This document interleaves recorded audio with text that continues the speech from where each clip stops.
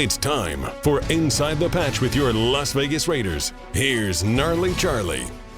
Inside the Patch, it's Gnarley Charley at ESPN 1430, your Valley local sports leader. And today on Inside the Patch, we've got Ross Ricks. And people will say, who is the double R? Who is Ross Ricks? And if you like Woodson whiskey, golf, the Raiders, home entertainment systems, well, then you're going to like Ross, because Ross does a little bit of all those things. And you were actually at Allegiant Stadium last week. Ross, welcome to the show, man. Thanks for having me. Excited to be here. Talk to me, Ross. Tell me, first off, what's your affiliate with the Raiders and golf and whiskey? I want to hear that. Well, I met Charles back in 2019 at Silverado. We went up there to Napa Valley for the Raider training camp, and he was having a charity tournament. So my company, Surf City Sound, sponsored a foursome, which allowed me to get a advertisement in their handout magazine, because I want to have the Raider Nation and players and everyone as my clients. Putting home theaters and networks and sound systems, all this stuff in their houses. And it was just epic times. Got to meet Charles and party with him and played around at golf with him. And it just kind of all blossomed from there. A year or so later after that, he came out with Woodson Whiskey, and I already had my golf club in motion, the Raider Nation Golf Club. We did 2 tournaments up in Oaktown for 2019 to end that year. It was the opening week when we were playing the Donkeys. We were at a course called Lake Chabot. Yeah, Denver Donkeys, fuck them. But we were at Lake Chabot, and it was just, awesome Oakland course, 18th holes, a par 6, downhill, crazy. It's just a fun course. And then a couple weeks later, we were against the Queefs, and we were at Monarch Bay. So, I got to give them hell, especially the division rivals. Right. Well, when Woodson left for Green Bay, I was sad, but I was really happy when he came back. I'm really happy he came back to end his career, Oh, absolutely. I was at that last game, the last home game in Oakland. It was the Christmas Eve night game against the Chokers. We beat their ass. I took my mom to that game, and the next day went to Hawaii. It's just great. Oh, perfect. Oh, yeah. That's perfect. All right, sir. So, Ross, one of the things, we have a mutual friend, Polo Rodriguez, and he's a Sanger guy. That's where I'm from, and Tom Flores is from Sanger. And, I don't know if you've met Tom Flores before, but I was in a Icky Woods golf tournament, and they had Tom. Nice. He would roll in to different holes, and he would play on the holes with you, right? Yeah. So we're on the green, and we got a 54-foot putt. Flores gets out of his cart, takes a shot, drains it, zero reaction, does not even care. Just like this is what I do. I'm Tom Cool Flores, chomping his gum, and I was like, he could have cared less. Oh, yeah, what a gangster. That's so badass. And it was just and I'm all excited. I'm like, hey, I went to Sanger High, I played your stadium. And then my brother, he did too, was there, but my brother's a Rams fan, and I'm like, but he likes the Rams. Don't like him right now, But Tom, just as cool as you could be, man. Oh yeah, I was actually blessed enough to meet him a couple of years ago when he went to Hall of Fame in Canton. Him and Woodson were in the same class, so I was out there for that, and got to meet him and hang out with him. And he's a great guy, just so patient, so nice with the fans. It's never like he doesn't have time to talk to you. He's just a great guy. So let's talk about Las Vegas. You were there last week. What was the thing that I keep seeing and hearing is it's an away game for us at home. It's just and I don't know how. There's probably not a way to get around this, but it's a destination game, and we're going to be visitors in our home stadium probably forever. I don't know how they fix that. Oh, here's the deal. It just comes down to this. You've got people that live in, East Coast, up north, wherever, where it just gets cold as fuck and shitty in the winter. Yep. And they like to get out of there, and, they're going to go one place a year, maybe twice on vacation. What better than Vegas to see their team play? So it's just going to be a number one attracted, it's the highest ticket in the NFL. You're not going to buy a more expensive ticket to a game. So we're going to have that against us. But what we have going for us is that we're not always going to be shitty. Right. Our team is going to get good. And I go no matter what. I'm diehard. I don't give a fuck. I'm going to represent my team. I mean, I get mad. I'm very right. If we lose, I'm pissed for the whole week. But I still go when we're even when we're not great, just because I love my family that I see there, and just doing the Raider thing is my life. But there's a lot of fair weather fans, or maybe just fans that have more commitments and don't have the money to put into something. Right. As often. So they like pick and choose. But when the Raiders are actually good, have a good product on the field, they'll make that choice. And we'll have a lot more Raider fans coming. I agree with you there. So last year, we got Devontae Adams, and I was everybody was. On paper, we looked great. Devontae got a Taco Bell in his house. I mean, we were just looking good. We were going to have a big year. And then we know what happened. It went to hell. It didn't make sense. I mean, I was so excited about it. I went to a boatload of games. I mean, I was in where the hell did I go? I went to Kansas City. I went to Tennessee. I went to New Orleans. And I mean, all of them were in except for New Orleans. New Orleans was just pathetic. But like the decisions made in Kansas City and Tennessee were so retarded that coaching cost us the game. Right. Both times I can name specific plays that were just unacceptable. And it seemed almost like he was trying to sabotage Carr, set Carr up so he had to go out and perform in these situations, and then he didn't. He failed. So it was almost like he was just using Carr as trade bait to get Devontae over here, and then get out of the contract with Carr, because the contract with Carr was set up very much like that to where they could get out of the huge cap hit. Yep. But after seeing what he's been doing this year, I just think he's a bad coach. I don't think he was actually smart enough to assassinate Carr. I just think he's a bad coach. The plays they don't make sense. I mean, you have Pittsburgh, okay? We're down by 8, and it's like 2.5 minutes to go. We're at inside their 10, something like that, and he elects to go for a field goal. And it made no sense. Either we go for it and get it, or we don't and we hold them, but at least, we hold them at the 10 or 15, get the ball back. We got another chance to get a touchdown and win the game.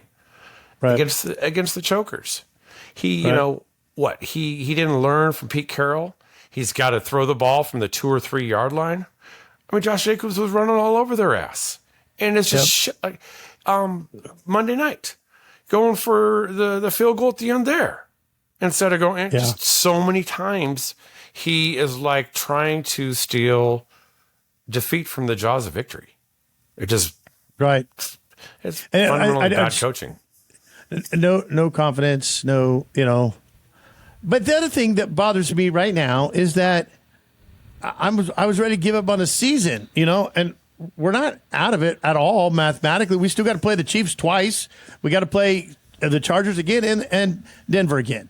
And you just never know. You never know. Yes, I feel the same with you. I'm not confident, but I want to focus on the Patriots this week and the Bears. And let's get those two. Let's get those. Let's get this Patriot thing.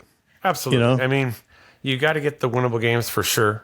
And it'd be nice to build some momentum. Like Devontae just said, he was talking about after the game, he's like, we're winning, but we're not winning because we're playing great. We're playing shitty and squeaking out a win. And I'm tired. We've done that way too many times. And he's right. Right. The product on the field is far below the talent that we have.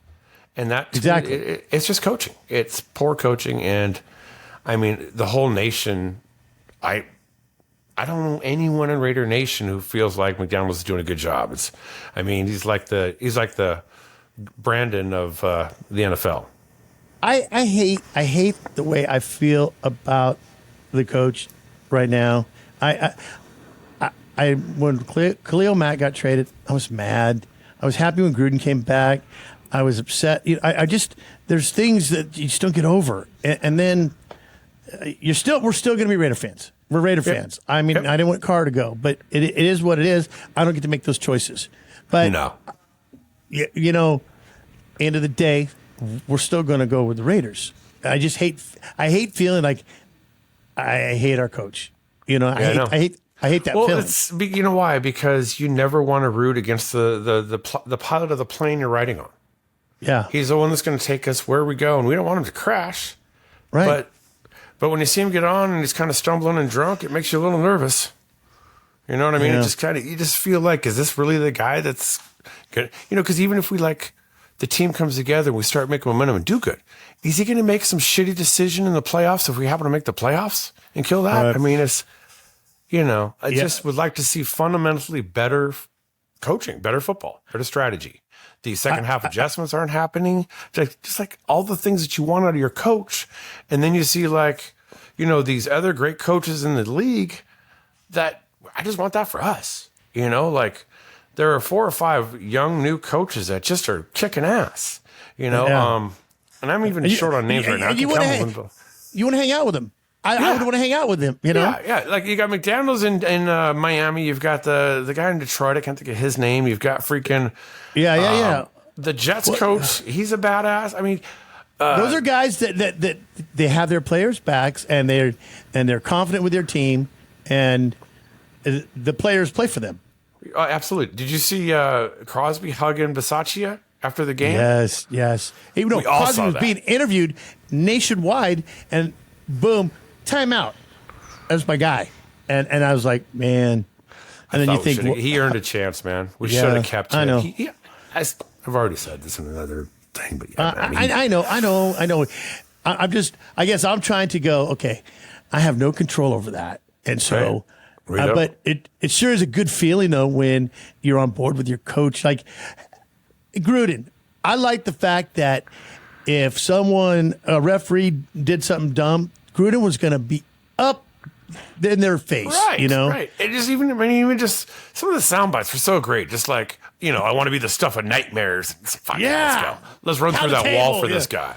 Yeah. I was excited, and I want to be excited again. And honestly, I feel like if they did get rid of McDaniels right now in the middle of the season, I don't know if that would help, because who knows? It sounds to me it's a very complicated offense. That might help to get rid of it, but you never know, I mean, the thing is, when you do a mid-season firing, then you're either going to promote someone who's on the staff or, it's hard to be successful after that. Although, I mean, that's how Versace got in power. Yeah, when Gruden had to exit, the team kind of rallied behind him, and we had all the momentum going.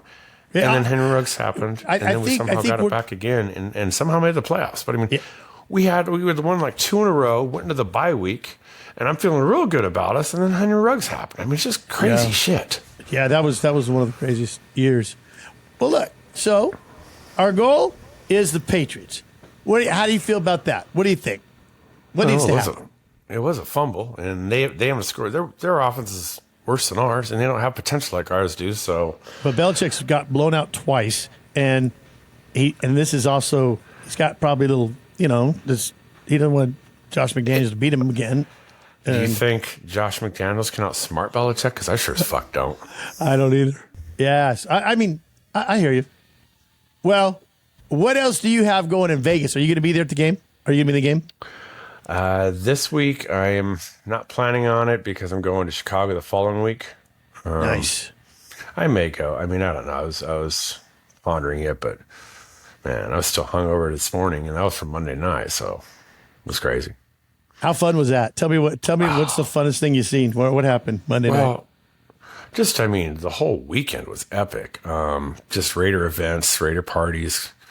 Went to Excess nightclub a couple times. It was just that's a fun place. But yeah, the game, and we're in the Win Club, and just sitting there, with just partying going on. I mean, it was all kinds of VIPs and people rolling through there, and former Raider players and pretty girls.